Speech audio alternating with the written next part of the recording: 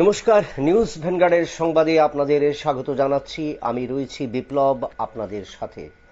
আজ শুক্রবার দিনের শুরুতে আমরা দেখে নেব আবহাওয়া কি রকম রয়েছে, কি রকম থাকবে এবং কি আশার বাণী শোনালো যে আবহাওয়া দপ্তর, যে বিপদ এখনো কি কাটেনি, যে গত কয়েকদিন ধরে গত প্রায় সপ্তাহ খানেক ধরে কিন্তু মেঘ বৃষ্টির লুকোচুরি খেলা চলছে। তার মধ্যে কখনো বৃষ্টি এবং কখনো কিন্তু বজ্রবিদ্যুৎ সহ ভারী বৃষ্টি এবং কখনো রৌদ্রের দেখা মিলছে। এবং এরই মধ্যে কিন্তু আরেকটা সংকেত, একটা অশনি সংকেত, যে বিপদ এখনো টলেনি। মে মাসে ফের ধেয়ে আসছে শক্তি। বঙ্গোপসাগরে তৈরি ঘূর্ণবাত এবং ঘূর্ণিঝড়ের রূপান্তরিত হওয়ার আশঙ্কা। এর ফলে কি পার্বত্য রাজ্য ত্রিপুরায় ঘূর্ণিঝড়ের আঁচ কি আদৌ পড়বে, নাকি উত্তর পূর্ব ভারতের মতো শুকনো বা বিভিন্ন প্রদেশ বা অঞ্চলের মতো শুকনো বা ড্রাই ওয়েদার থাকবে? কি বলছে আবহাওয়া দপ্তর? কতটুকু স্বস্তির নিঃশ্বাস পাবে রাজ্যের মানুষ? এবং এই জুন মাসে যখন বর্ষা ঢোকার আগ মুহূর্ত বা বিভিন্ন জায়গায় ঢুকে গেছে, যেটা আমাদের প্রতিনিধি বরাবর বলছেন, যে সে জায়গায় আজকে আমরা জানবো যে এখন কি সংকেত বা বঙ্গোপসাগরে তৈরি ঘূর্ণবাত বা ঘূর্ণিঝড়ের রূপান্তরিত হওয়ার আশঙ্কা কি রয়েছে, এবং আবহাওয়া ত্রিপুরার এবং তার পার্শ্ববর্তী অঞ্চল এবং পার্শ্ববর্তী দেশ বাংলাদেশ সহ কি রকম থাকবে। রয়েছেন আমাদের প্রতিনিধি শতাব্দী, কি জানা যাচ্ছে আবহাওয়া? রাজ্যের কথা যদি বলতে হয় তাহলে গোটা সপ্তাহ জুড়ে কিন্তু ঝড় বৃষ্টির পূর্বাভাস, এবং যেহেতু আগামী 27শে মে মঙ্গলবার বঙ্গোপসাগরে তৈরি হচ্ছে একটি নিম্নচাপ, আর সেই তার জেরে মধ্য বঙ্গোপসাগর এবং তার সংলগ্ন উত্তর বঙ্গোপসাগরে তৈরি হবে একটি নিম্নচাপ, এবং যা কিনা আগামী বৃহস্পতিবারের মধ্যে সেই নিম্নচাপ শক্তি বাড়িয়ে উত্তর বঙ্গোপসাগরের দিকে ক্রমাগত এগোবে।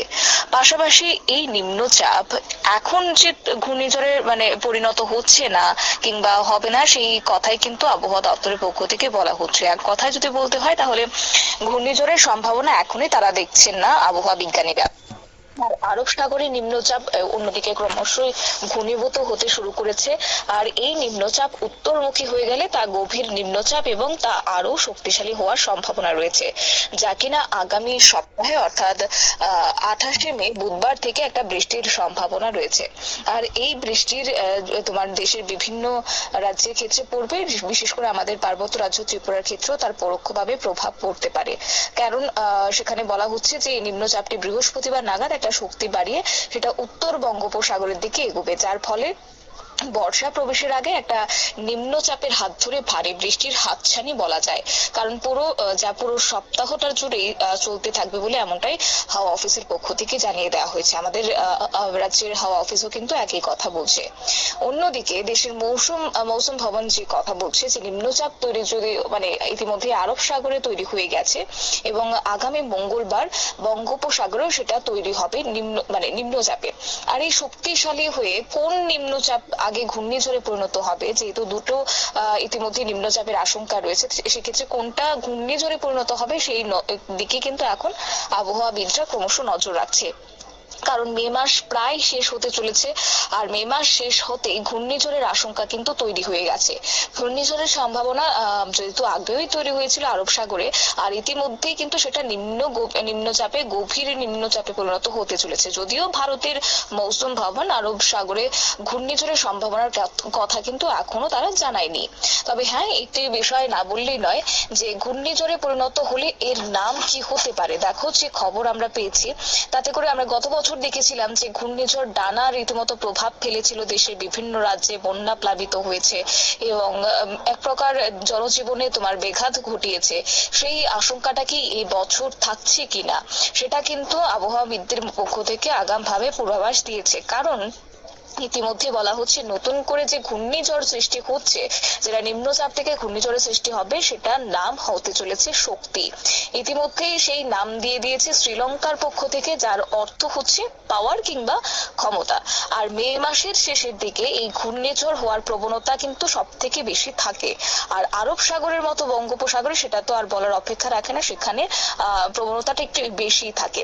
আর বঙ্গোপসাগরে মে মাসের শেষ সপ্তাহে আরো একটি ঘূর্ণাবর্ত তৈরি হয়ে যেতে পারে, যা নিম্নচাপে পরিণত হওয়ার সম্ভাবনা থাকবে।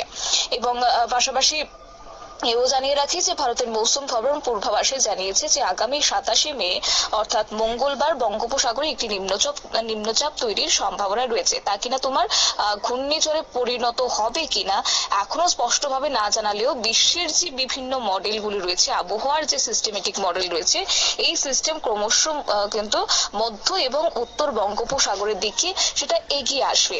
এখনো পর্যন্ত আবহাওয়া বিজ্ঞানীরা যা অনুমান করছেন, এই সিস্টেমটি অতি দ্রুত বিশেষ করে স্থলভাগের দিকে এগিয়ে আসতে পারে, আর তাই সেটা গভীর নিম্নচাপ কিংবা ঘূর্ণিঝড়ে পরিণত হলেও তার শক্তি অনেকটাই কম থাকবে যদি সেক্ষেত্রে সিস্টেমেটিক কোন রকম পরিবর্তন আসে। যদি স্থলভাগের ক্ষেত্রে সেটা আছড়ে পড়ে তাহলে কিন্তু তার শক্তিটা একটু হলেও কম থাকবে, এমনটাই মনে করছেন আবহাওয়াবিদরা।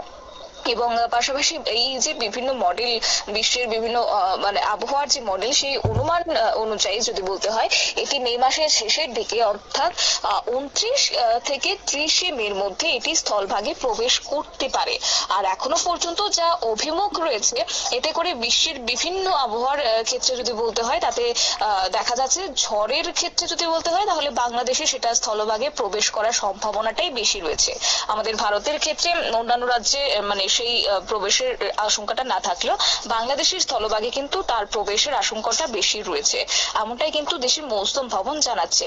যদিও প্রশ্ন থেকে যাচ্ছে যে এই যে শক্তি ঘূর্ণিঝড় নতুন করে তৈরি হচ্ছে, আমাদের রাজ্যের ক্ষেত্রে কি তবে অশ্বিনী সংকেত বয়ে আনছে? পার্বত্য রাজ্য ত্রিপুরাতে এর আঁচ কতটা পড়বে? ইতিমধ্যে কিন্তু রাজ্যের হাওয়া অফিসের পক্ষ থেকে এখনো কোনো সতর্ক বার্তা দেয়নি। যদিও মৌসুম ভবন সেক্ষেত্রে স্পষ্ট জানায়নি, তাই আমাদের রাজ্যের হাওয়া অফিসও এখনো পর্যন্ত কিছু জানায়নি। হ্যাঁ, তবে অবশ্যই আগামী দিনে যদি জানানো হয় তাহলে জানিয়ে দেওয়া হবে। কিন্তু এই মুহূর্তে রাজ্যের আবহাওয়া দপ্তর যা বলছে, এই শক্তির তেমন ভাবে আমাদের রাজ্যে প্রভাব না পড়লেও তবে মাঝারি বৃষ্টিপাতের একটা আশঙ্কা থেকে যাচ্ছে এবং তোমার বজ্রবিদ্যুতের আশঙ্কা থেকে যাচ্ছে। পাশাপাশি মানে সেখানে একটা দমকা হাওয়ার ক্ষেত্রে বলা হচ্ছে যে একটু হলেও সতর্ক থাকতে হবে এই সময়টাতে। তবে কবে নাগাদ তা আছড়ে পড়বে এই কথাটা না বললেও আনুমানিক ভাবে ধরা হচ্ছে যে 29 থেকে 30 মের মধ্যে সেটা তোমার স্থলভাগে প্রবেশ করতে পারে। আর তাহলে সেই সময়টাতে আমাদের রাজ্যের ক্ষেত্রে যদি বলতে হয় তাহলে পরোক্ষভাবে তার প্রভাব পড়তে পারে, এমনটাই কিন্তু আশঙ্কা থেকে যাচ্ছে। সবটাই সম্ভাবনা, সবটাই আশঙ্কা, যদিও স্পষ্টভাবে আবহাওয়া দপ্তরের পক্ষ থেকে কিছু জানানো হয়নি। তবে আজ এবং আগামীকাল সেটা কেমন থাকছে রাজ্যের আবহাওয়ার ক্ষেত্রে যদি বলতে হয়, তাহলে দেখো আজকের কথা যদি বলতে হয় তাহলে হেভি রেনফল তোমার সম্ভাবনা রয়েছে রাজ্যের এক দুটো জেলাতে। পাশাপাশি নর্থ, ঊনকোটি, ধলাই, গোমতী এবং সাউথ ডিস্ট্রিক্টের ক্ষেত্রে হলুদ সতর্কতা রয়েছে। এবং এছাড়াও থান্ডারস্টর্ম উইথ মানে তোমার বজ্রপাতের একটা সম্ভাবনা রয়েছে। 30 থেকে 40 কিলোমিটার পার ঘন্টাতে হাওয়ার একটা দমকা হাওয়ার একটা সম্ভাবনা রয়েছে। তাই মোট কথায় যদি বলতে হয়, রাজ্যের আকাশ এখন বেশ কিছু অংশে মেঘলা রয়েছে, কোথাও বা তোমার মানে হালকা রোদের উকি দেখা দিয়েছে। আমাদের শহর আগরতলাতেও একই ছবি সকাল থেকে ধরা পড়েছে। তবে হ্যাঁ, তাপমাত্রাটা একটু বেশি থাকতে পারে, এমনটাই আবহাওয়া দপ্তরের পক্ষ থেকে জানিয়ে দেওয়া হয়েছে। তাপমাত্রার কথাটা একটু বলে রাখি যে তোমার আজকে সর্বোচ্চ তাপমাত্রা 31.6 ডিগ্রি সেলসিয়াস রেকর্ড করা হয়েছে, যেটা স্বাভাবিকের থেকে তোমার 1.2 ডিগ্রি সেলসিয়াস কম। অন্যদিকে সর্বনিম্ন তাপমাত্রা 26.6 ডিগ্রি সেলসিয়াস রয়েছে, যেটা স্বাভাবিকের থেকে 2.4 ডিগ্রি বেশি। পাশাপাশি আগামী 24 ঘন্টার জন্য কিন্তু তোমার বিশেষ কিছু ক্ষেত্রে এক দুটো জেলার ক্ষেত্রে তোমার হলুদ সতর্কতা রয়েছে, যদিও সেটা তোমার 30 থেকে 40 কিলোমিটার পার ঘন্টাতে দমকা হাওয়ার কথা বলছে। পাশাপাশি তোমার লাইটনিং মানে লাইট রেইনফলের কথা বলা হচ্ছে। মাঝারি হালকা থেকে মাঝারি বৃষ্টিপাতের হতে সম্ভাবনা রয়েছে। ভারী বৃষ্টিপাত এই মুহূর্তে নেই আগামী 24 ঘন্টার জন্য। এছাড়া আর্দ্রতা জনিত অস্বস্তি রীতিমতো ভোগাবে, কারণ ইতিমধ্যেই বঙ্গোপসাগর থেকে জলীয় বাষ্প ঢুকতে শুরু করেছে। তাই আমাদের রাজ্যের ক্ষেত্রে আর্দ্রতার পরিমাণটা বাড়ছে। জলীয় বাষ্পজনিত কারণে আর্দ্রতার পরিমাণ 98% সর্বোচ্চ রয়েছে আর সর্বনিম্ন 68% রয়েছে। আর এর ফলে একটা ঘর্মাক্ত পরিস্থিতির সৃষ্টি হতে পারে। পাশাপাশি আগামী 24 ঘন্টার জন্য 33.0 ডিগ্রি সেলসিয়াস সর্বোচ্চ তাপমাত্রা থাকবে এবং সর্বনিম্ন তাপমাত্রার কথা যদি বলতে হয় তাহলে 26.0 ডিগ্রি সেলসিয়াস থাকার সম্ভাবনা রয়েছে। বিপ্লব দা।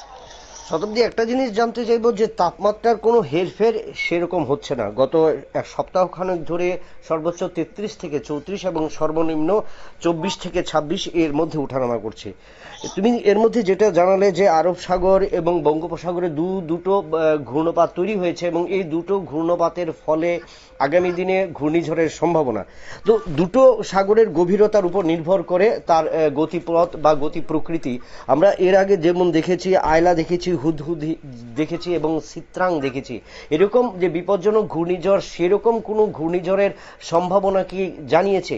কারণ আমরা যেটা দেখেছিলাম 2022-23 সালে চিত্রাং ঝড়, যেটা ভারতের উপর এবং উত্তর পূর্ব ভারতে আছড়ে পড়েছিল, এরকম কোনো ঝড়ের কি সম্ভাবনা দিয়েছে আবহাওয়া দপ্তর? দেখো বিপ্লব, আমি আগেই বলেছিলাম কথাটা যে ঘূর্ণিঝড় শক্তি কিন্তু ইতিমধ্যে মাথাচাড়া দিয়েছে। আবহাওয়া দপ্তরের পক্ষ থেকে সেই কথাই কিন্তু বারবার বলে দেওয়া হচ্ছে এবং দিল্লির মৌসুম ভবনও যে কথা বলেছে যে ক্রমশ তারা নজর রাখছে সেই দিকে, আবহাওয়াবিদদের নজর রয়েছে।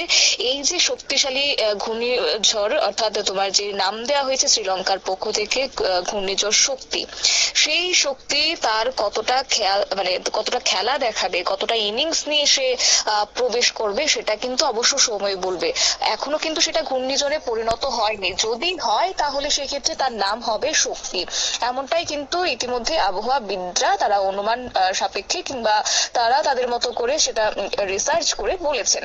যদিও সেক্ষেত্রে এখনো তোমার ঘূর্ণাবর্তের একটা আশঙ্কা থেকেই যাচ্ছে। দুটি ঘূর্ণাবর্ত তৈরি হয়েছে আরব সাগরে, আরব সাগরের অভিমুখে। এছাড়াও এই ঘূর্ণিঝড়ের সম্ভাবনা কতটা রয়েছে সেটাও কিন্তু এখনো স্পষ্ট নয়।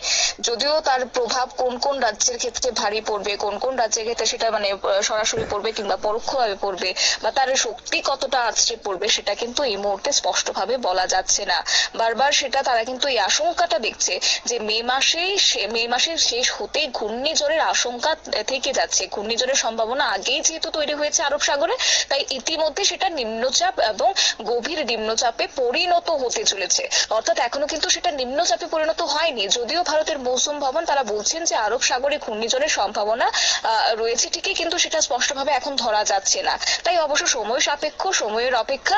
আবহাওয়াবিদরা কি জানায় এবং আগামী দিনে কতটা সতর্কবাণী তারা জারি রাখে সেটা অবশ্য লক্ষণীয় বিষয়। তবে হ্যাঁ, এই যে একটা সময়, আজকে তোমার 23 তারিখ, আর মাত্র হাতে গোনা কয়েকটা দিন, 29 এবং 30-এর মধ্যে সেটা কিন্তু একটা ঘূর্ণিঝড়ে পরিণত হওয়ার সম্ভাবনা রয়েছে। তাই সেক্ষেত্রে ইতিমধ্যে হালকা সতর্কবার্তা জারি করে দেওয়া হয়েছে, যেহেতু একটা বজ্রপাত কখনো কখনো বা তোমার ভারী বৃষ্টিপাত লক্ষ্য করা যাচ্ছে। তাই সেক্ষেত্রে কিছুটা সতর্কবার্তা অবলম্বন করা অবশ্যই দরকার। দেশের এখন অনুকূল পরিস্থিতি চলছে, দুর্যোগপূর্ণ আবহাওয়া চলছে, গোটা দেশের বিভিন্ন প্রান্তে বিভিন্ন ছবি এখন ধরা পড়ছে। তাই এই সমস্যাতে গোটা দেশবাসীরই যেন সতর্ক থাকেন প্রকৃতির প্রকোপ থেকে বাঁচতে। তাই আগামী দিনে ঘূর্ণিঝড় শক্তি কতটা শক্তি তার ফেলবে, কতটা আছড়ে পড়বে, সেটা তো অবশ্য লক্ষণীয়। আবহাওয়াবিদরা নজর রাখছে এবং তারপরই হয়তোবা তারা আপডেটটা দেবেন। বিপ্লবদা, ধন্যবাদ শতাব্দী। আমরা জানলাম যে দুটো ঘূর্ণবাত তৈরি হয়েছে বঙ্গোপসাগর এবং আরব সাগরে, যার কারণে কিন্তু আবহাওয়াবিদরা বলেছেন যে আগামী এক সপ্তাহ আবহাওয়ার অনেক পরিবর্তন হবে। এই ঘূর্ণবাত বা ঘূর্ণিঝড় থেকে নিম্নচাপ যে তৈরি হবে, সেটা যদি শক্তি বৃদ্ধি করে, সেক্ষেত্রে তার নাম হবে শক্তি। এবং এই শক্তি কতটুকু প্রভাব ফেলতে পারে বা তার অভিমুখ অন্যদিকে হয় কিনা, তার দিকে কিন্তু সবচেয়ে বেশি নজর রাখছেন আবহাওয়াবিদরা। এবং তাদের এই আবহাওয়াবিদদের যে গতিপথ বা আবহাওয়াবিদদের যে সতর্কবার্তা, সেটার উপরই কিন্তু নির্ভর করতে হবে আমাদের প্রত্যেক রাজ্যবাসীকে। নিয়ে নিচ্ছি একটা বিজ্ঞাপন বিরতি, সঙ্গে থাকুন।